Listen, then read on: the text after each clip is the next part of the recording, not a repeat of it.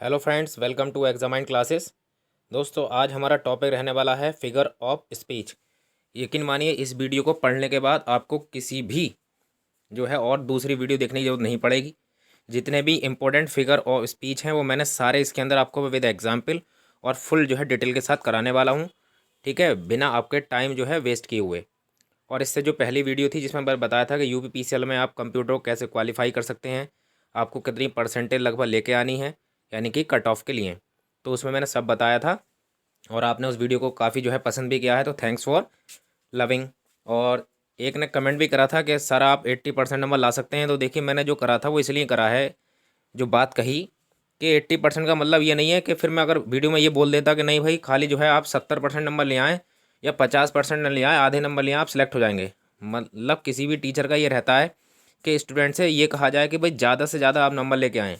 जब अपना टारगेट आप 80% रख लेते हैं लगभग, तो लगभग आप 75 या 78 तक पहुँच जाते हैं। तो टारगेट तो हमें बड़ा लेना होता है। तो फिलहाल मैं उनसे कहना चाहूँगा कि अपना टारगेट बड़ा रखें। ठीक है, तो आप उसके आसपास जरूर पहुँचेंगे। अगर टारगेट छोटा लेंगे तो वहीं पर रुके रहेंगे। ठीक है, और इसके बाद जो लोगों ने कमेंट करा के सिंपल कॉम्प्लेक्स की क्लास आप ज़रूर लें, वो भी मैं ज़रूर लूँगा। कल ज़रूर उसको अपलोड कर दिया जाएगा। एग्ज़ाम जाने से पहले आप एक फिगर स्पीच वाली, इससे आपके 4 से 5 नंबर पक्के होंगे। और जो आपका सिंपल कॉम्प्लेक्स वाली जो है सिंथेसिस को कहा जाता है, तो उसमें हम जो है उससे भी आपके 4 से 5 नंबर कंप्लीट जरूर होंगे। तो आइए स्टार्ट करते हैं फिगर ऑफ स्पीच। और हाँ, चैनल पर नए हैं तो ज़रूर सब्सक्राइब जरूर करें।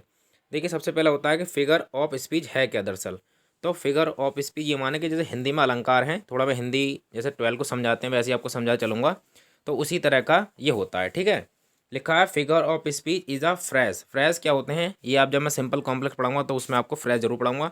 फिलहाल फ्रेज ऐसे शब्द होते हैं जिनका खुद का कोई मीनिंग नहीं होता है, ये किसी सेंटेंस का पार्ट होते हैं, उस कॉल्ड फ्रेज। ठीक है, जैसे हम, ठीक है, that has an implied meaning and should not be taken a face value. जिनका कुछ मीनिंग तो होता है लेकिन इनकी खुद की फेस वैल्यू नहीं होती, यानी खुद का कोई जो है अपना मीनिंग नहीं होता है, दूसरे सेंटेंस में लगने के बाद जो है उसमें जो है ये काम करते हैं। जैसे दिस मीन, इसका मतलब ये हो गया that real meaning of such a phrase, यानी जो फ्रेज का रियल मीनिंग होता है फ्रॉम, वो डिफर फ्रॉम, यानी थोड़ा अलग रहता है इसके लिटरल मीनिंग से।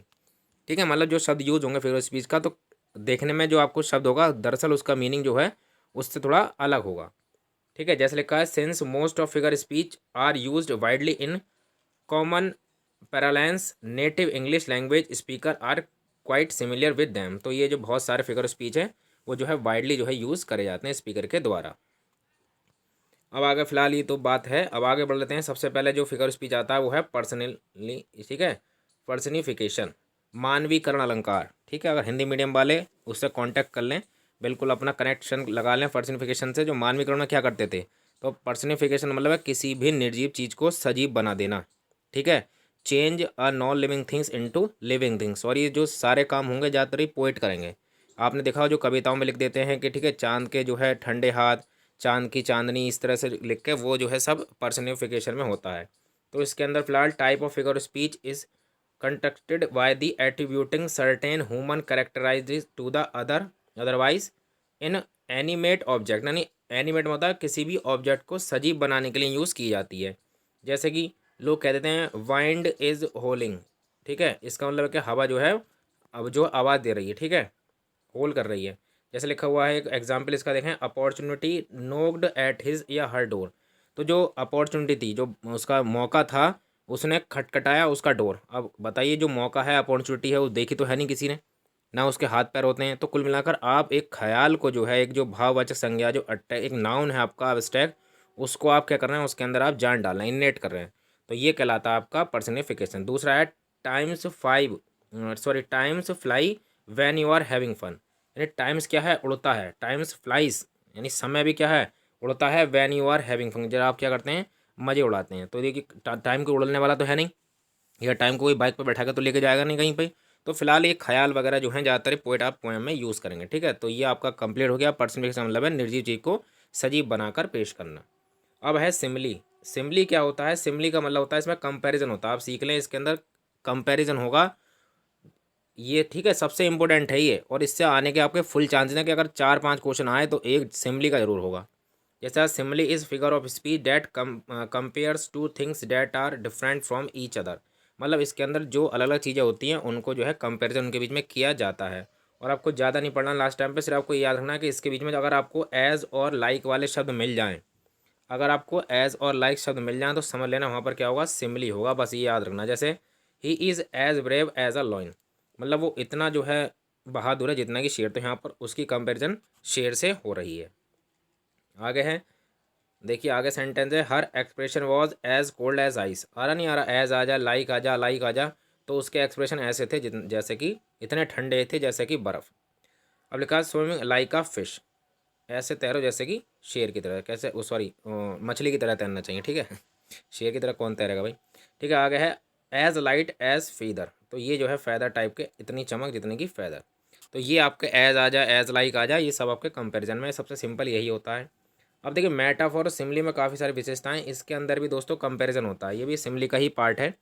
लेकिन जो मेटाफोर होता है उसके अंदर जो कंपैरिजन के वर्ड आपने देखा होगा, जैसे एज आया, लाइक आया, तो ये शब्द नहीं आते हैं, बस कंपैरिजन हो जाती है। तो ये याद रखना, इसमें ज़्यादा नहीं है लिखा हुआ। देखो, a metaphor is use for implying a comparison between two things that have something in common but are in general difference for each other. मतलब उसके अंदर तो अलग अलग चीज़ों की कंपैरिजन की जा रही थी, लेकिन इसके अंदर कंपैरिजन की जाती है डिफरेंट चीज़ों की, लेकिन उनमें काफ़ी समानता होती है। मतलब कंपैरिजन अलग अलग चीज़ों में होगी, लेकिन कुछ ना कुछ जो प्रॉपर्टी है वो मैच कर रही होगी। ठीक है, जैसे एग्जाम्पल आपको मैं देना चाहूँगा यहाँ पर। एक एग्जाम्पल सबसे सिंपल वाला, मैं इनको बाद में दिखाऊंगा आपको। एक सेंटेंस लिख लेते हैं, जैसे कि लिखा है जो कैमल होता है, क्या कहते हैं, कैमल। अब ये फिलहाल, camel is a ship of desert, ये आपने कई बार देखा होगा, शिप ऑफ डिज़र्ट, डेजर्ट मतलब, ठीक है।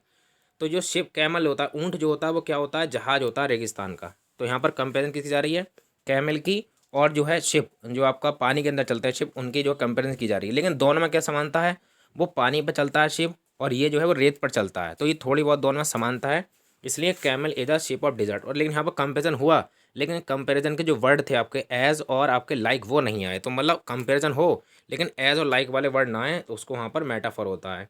इट इज़ रेनिंग, जैसे लिखा हुआ it is raining cats and dog, ठीक है। अब कैट्स एंड डॉग का क्या मतलब होता है, कैट्स एंड डॉग का मतलब होता है बहुत ही बिकट तरीके से बारिश होना, मतलब जो है मूसलाधार बारिश को कहते हैं, it is raining cats and dog. तो वहाँ पर कंपेयर बारिश कैसी हो रही है, जैसे कि कैट्स एंड डॉग टाइप के नीचे बरस रहे हों। He is the star of our class, देखिए वो क्या है, स्टार है हमारी क्लास का। तो जैसे क्लास में, इसका मतलब है कि क्लास में जैसे कि वह चमकता है, सबसे अच्छा है, जो स्टार आकाश में सबसे अच्छा तारा होता है, उसी तरह से वो सबसे अच्छा स्टूडेंट टाइप आप मान सकते हैं। तो यहाँ पर कंपेरिजन हो गई है, ठीक है।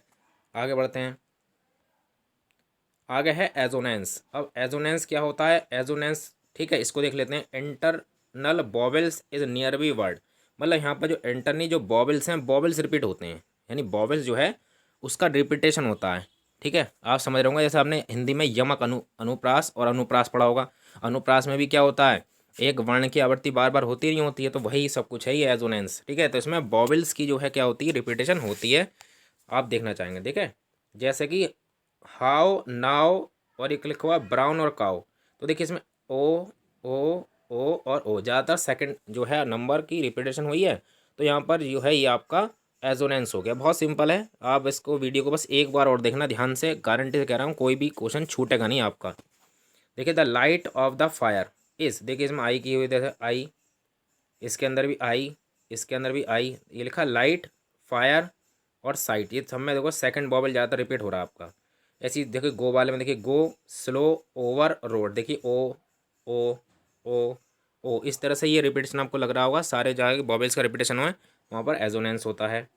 आगे बढ़ते हैं, अल्ट्रेशन। अल्ट्रेशन भी आपका क्या होता है, इसके अंदर भी आपका रिपीटेशन होगा, लेकिन क्या होगा, the consist of a series of word that have the same consonant sound at the beginning. मतलब ये इसका जो शुरुआत होगी वो स्टार्टिंग से होगी, जैसे यहाँ पर ए आया, ए से कोई स्टार्ट शब्द हुआ, तो अगला जो वर्ड होगा वो भी इससे स्टार्ट होगा।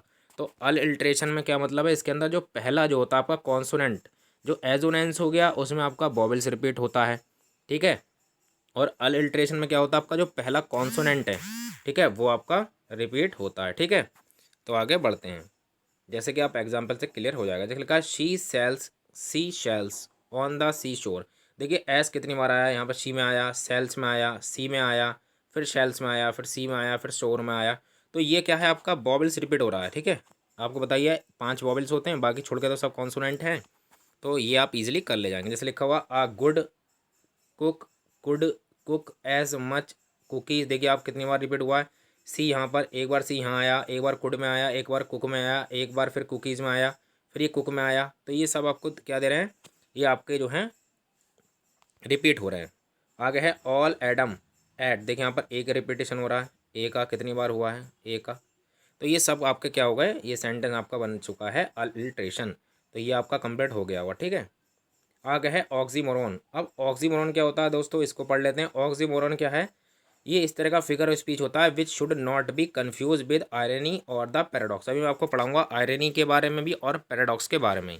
तो ये जो है कन्फ्यूज नहीं करता आयरनी की तरह और पैराडॉक्स के। Links to opposing ideas at once, मतलब ऑक्सीमोरॉन का मतलब है दो विपरीत शब्द एक साथ आएंगे। मतलब यहाँ पर अगर गुड आया तो यहाँ बैड आ जाएगा, मतलब एक साथ अपोजिट वर्ड और जो सिनोनियम और एंटोनियम एक साथ आ जाएंगे। फिलहाल बस ये ट्रिक आपको याद करनी है, ठीक है। और सिंगल सेंटेंस के अंदर ही, जैसे कि एग्जाम्पल के मान लें आप, लिखा है this is another fine mess you have got us into, मतलब अनोदर फाइन और मैस, तो ये दोनों जो हैं आपस में एंटोनियम है, फाइन और मैस। इस तरह से suddenly the room filled with a deafening silence, ठीक है।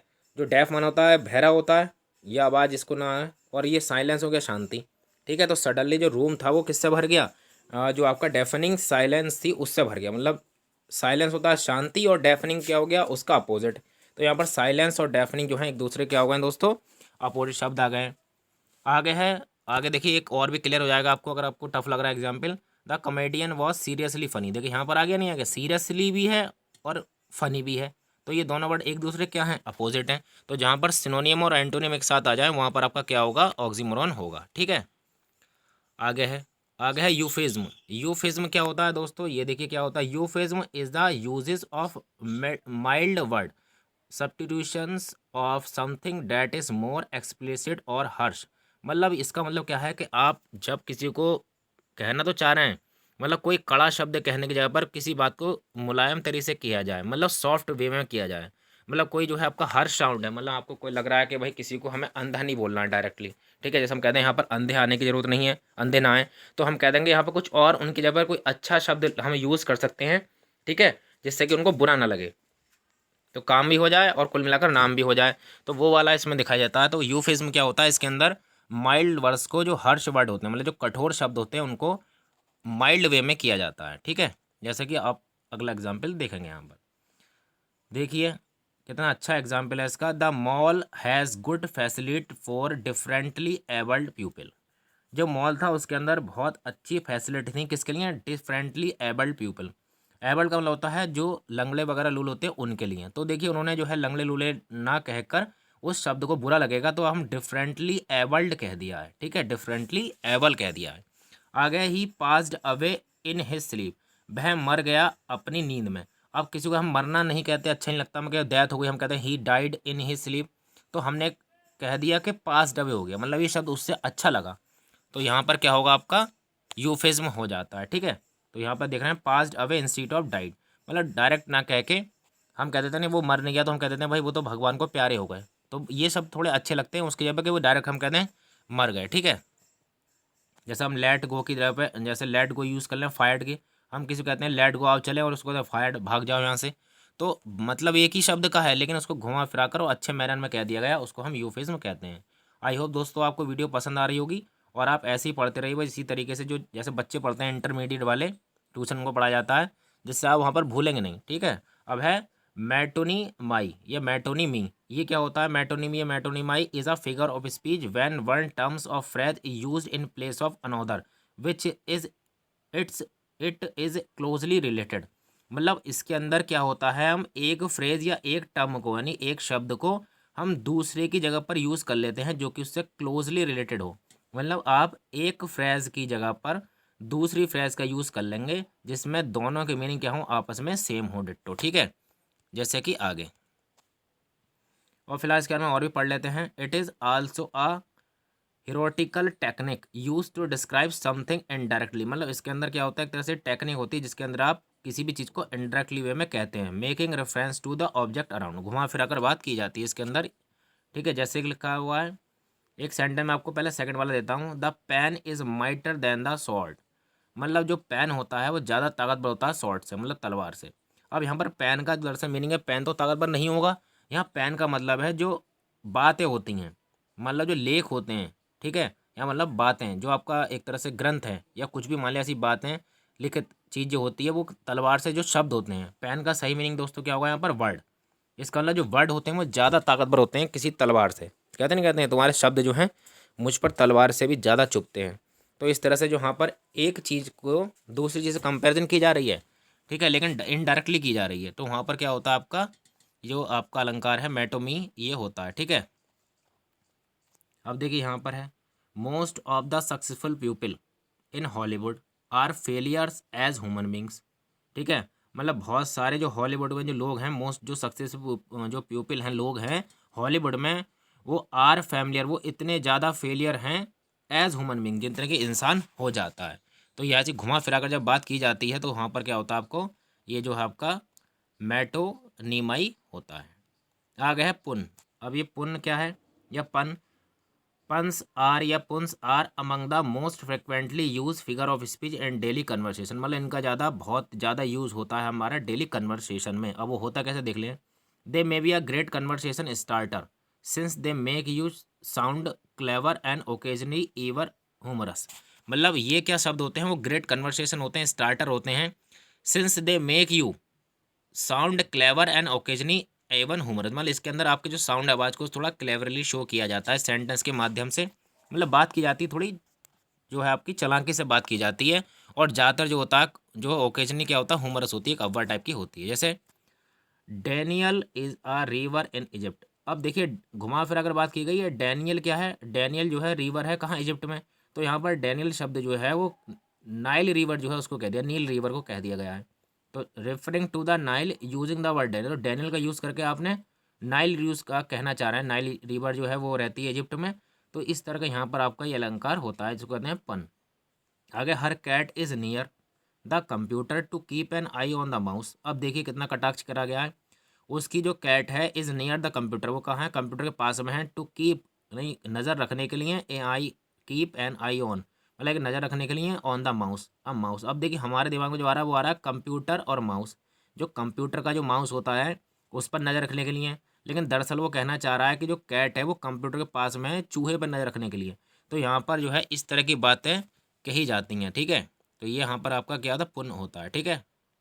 अब देखिए यहाँ पर है, no matter how much you push the envelope, यानी कि कोई भी फ़ायदा नहीं है, ठीक है ना, नो मैटर मतलब कोई भी, नो मैटर कुछ भी नहीं है, हाउ मच कितना भी तुम जो है पुश कर लो एनवलप को, it will still be stationery. तो ये क्या स्टेशनरी बना रहेगा, मतलब आप जो है कितना भी खींच खांच कर लें एनवलप को, वो स्टेशनरी बनी रहेगी, ठीक है, इस तरह का है।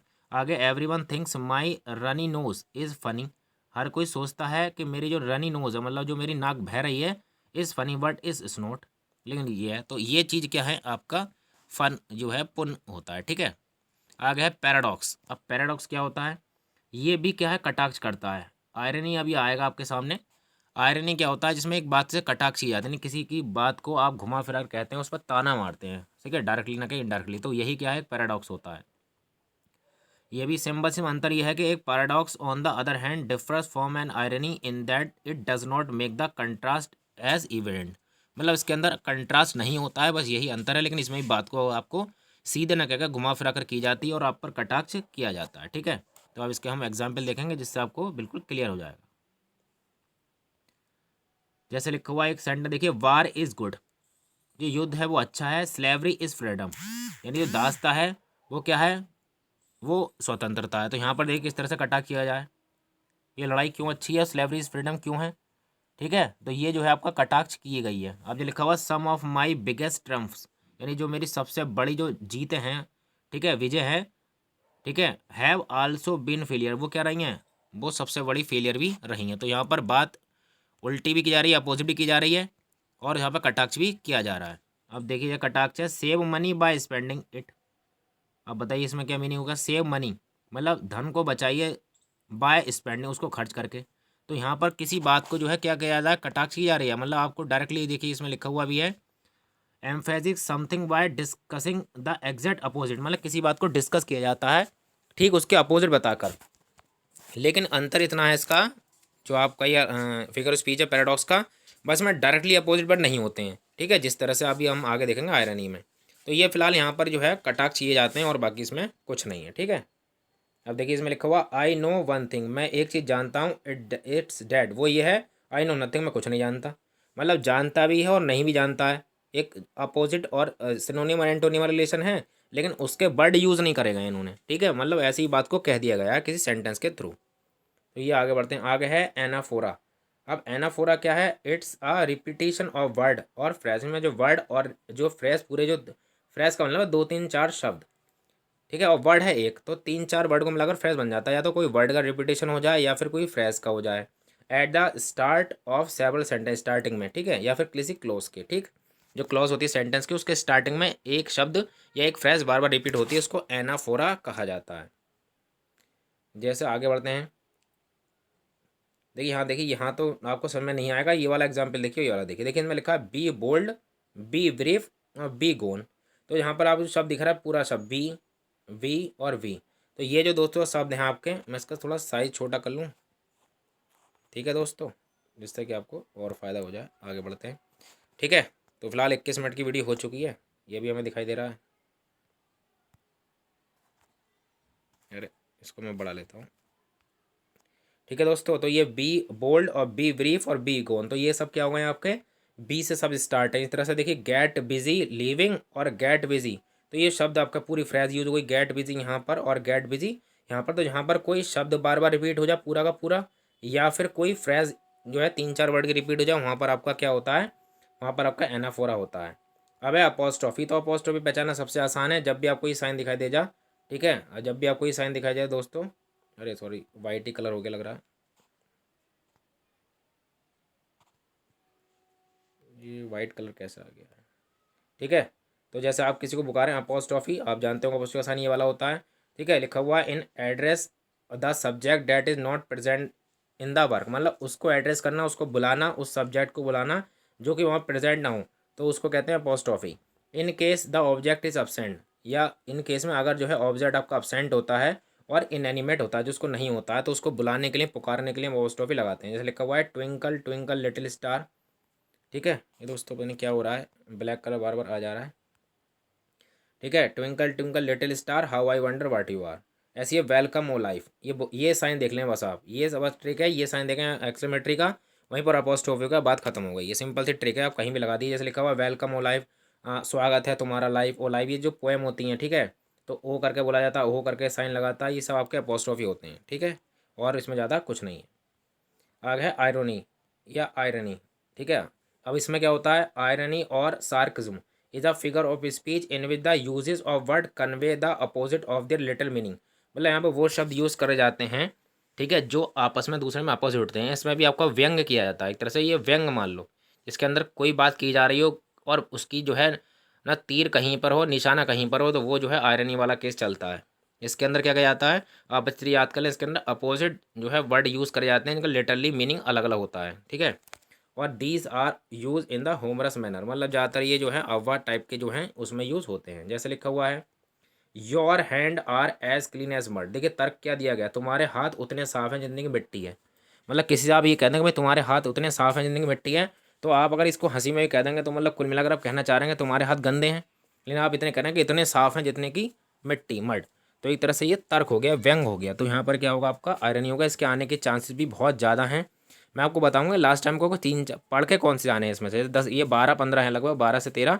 तो आपको कौन से ज़्यादा फोकस करना है, क्योंकि 4 ऑप्शन आएंगे, तो लगभग उस सेंटेंस में ऐसा होगा एक आंसर होगा उसका, तो 3 को आप हटा सकते हैं ईजिली, ऐसा इस वीडियो को आपको पता चल जाएगा। तो फिलहाल इसके अंदर क्या होता है, ये भी अपोजिट ही है, यहाँ पर हुमरस मैनर में यूज़ होता है, और इसके अंदर आपका अपोजिट जो है मीनिंग होते हैं। जैसे आप देखिए कितना अच्छा हुआ, the dinner you deserve as hot as ice. अब आप किसी ने ठंडा खाना आपको रख दिया और आप चाहते हैं कि कोई एक व्यंग जो है दिया जाए, किसी घर गए और उसने ठंडा खाने रख दिया, तो आप ऐसा कहें भाई ये खाना तो इतना गर्म है जितना कि बर्फ़। तो मतलब मजाक मजाक में हमने उसको व्यंग भी दे दिया और उसको पता भी चल गया दूसरे बंदे को, हाँ भाई इसका मतलब कहीं ना कहीं खाना जो है वो ठंडा दे दिया है, ठीक है। तो ये जो है आपका आयरनी में होता है, बहुत अच्छा जो है ये फिगर स्पीच है, बहुत बढ़िया, ठीक है। लिखा telling a rude customer to, एक कहते हुए, रूड माने गुस्साए जो है कस्टमर से कह रहे हैं हैव अ नाइस डे, यानी आप जो है एक रूड माने जो गुस्सैल आपका कोई कस्टमर है और उससे आप कहते हैं कि हैव अ नाइस डे, तो इसका मतलब आप जो है गुस्से से तलमा, आपके मन में भी गुस्सा है कि इसको जो है बस कूट ही दूँ मैं किसी तरह से, लेकिन आप जो है वो आपकी जो है दुकानदारी खराब हो जाएगी तो आप उससे भी मन में कह देते हैं हैव अ नाइस डे, आपका दिन अच्छा रहे। तो ये जो है सब चीज़ें जो आपने देखा आयरनी के अंदर। ठीक है, आगे बढ़ते हैं। आगे आपका ओनोमेटाफोइया। ठीक है, ओनो ये क्या होता है, ये जो है साउंड को एक्सप्रेस करता है। ये याद रखिए, जो ओनोमेटाफोइया है ये सिर्फ साउंड के लिए है। जैसे पक्षियों के स्नैक की हिसिस का साउंड आ जाए, काऊ काऊ का साउंड आ जाए, पक्षी के चिलचहाने की आवाज़ आ जाए, स्पीकिंग की आवाज़ आ जाए, तो वही और कुछ नहीं होता है। बाकी इसमें आपको टेंशन लेने वाली बिल्कुल नहीं है, साउंड को बस परखना, उसको ओनोमेटाफोइया बोलते हैं। जैसे लिखा हुआ है द बजिंग बी, मतलब जो भनभनाना होता है, जो बी का भनभना होता है, बस यही है बजिंग बी, यहाँ से याद कर लें।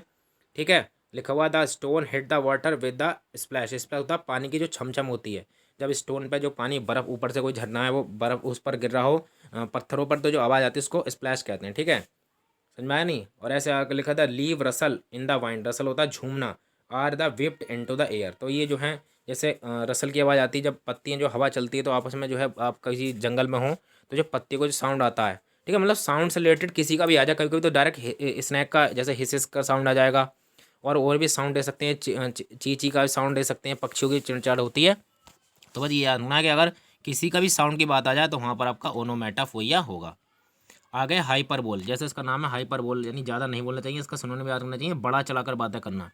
मतलब जब किसी बात में जो है अतिशयोक्ति अलंकार जिसे कहते हैं, ठीक है, मतलब बड़ा चलाकर बात की जाती है, वहाँ पर आपका हाइपरबोल होता है। तो अतिशयोक्ति से याद आपको पता ही होगा, हनुमान जी की पूंछ में लगना पाई आग वाला सेंटेंस आपने सभी ने सुना ही होगा।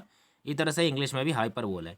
तो hyperbole is a figure of speech that consist of the exaggeration, मतलब बड़ा चकर इसके अंदर बात की जाती है। फिलहाल आपको ज़्यादा पढ़ने की मीनिंग इसके अंदर जरूरत नहीं है। जैसे लिखा हुआ I have told you millions time, मैंने तुमसे क्या कहा है, मिलियंस टाइम्स कहा है कि not to touch my stuff, मेरा स्टफ को मत छुओ। तो मिलियंस टाइम कौन किससे कह देगा भाई, लाखों बार, 10 लाख बार हो गया। 10 लाख बार आपने किसी कहा है, नहीं कहा होगा। ठीक है, मैं कहते नहीं कहता, मेरा तो मतलब लाखों बार कह दिया कि पढ़ लो, लेकिन आप पढ़ते नहीं हैं, और लाइक भी करते हो करते नहीं हो, सब्सक्राइब करते हो करते नहीं हो। तो ये फिलहाल ये यहाँ पर आपका हाइपर बोल हो गया।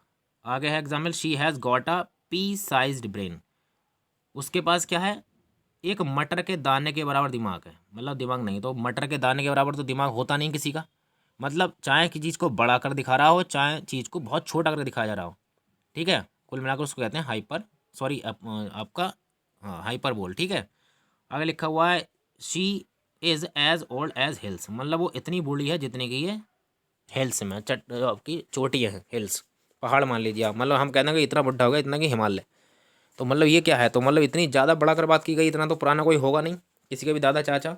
तो ये फिलहाल ये आपका हाइपर बोल है। इस तरह एग्जाम्पल हो, I am so hungry I could eat a horse, मैं इतना भूखा हूँ कि मैं एक जो है घोड़ा खा सकता हूँ। तो ये सब बातें यहाँ बहुत बड़ा चढ़ के बात की गई हैं, तो यहाँ पर हाइपर बोल हो गया। तो दोस्तों ये थे हमारे figure of speech, I hope आपको पसंद आया होगा सारी वीडियो। तो इसमें आपको बताना चाहूँगा मैं लास्ट टाइम पर, बस कौन कौन ज़्यादा फोकस करना है। सबसे पहले तो आपको ये हाइपर बोल पर फोकस करना है, उसके बाद में जो बजिंग साउंड वाला है इसको ओनोमेटाफोइया पे फोकस करना है, और आपका आयरनी फोकस करना है। अपोस्ट्रॉफी आप जानते हैं, जब किसी को ये हाइफन का साइन लग जाए एक्सक्लेमेटरी का, वहाँ पर आपको पता चल जाएगा।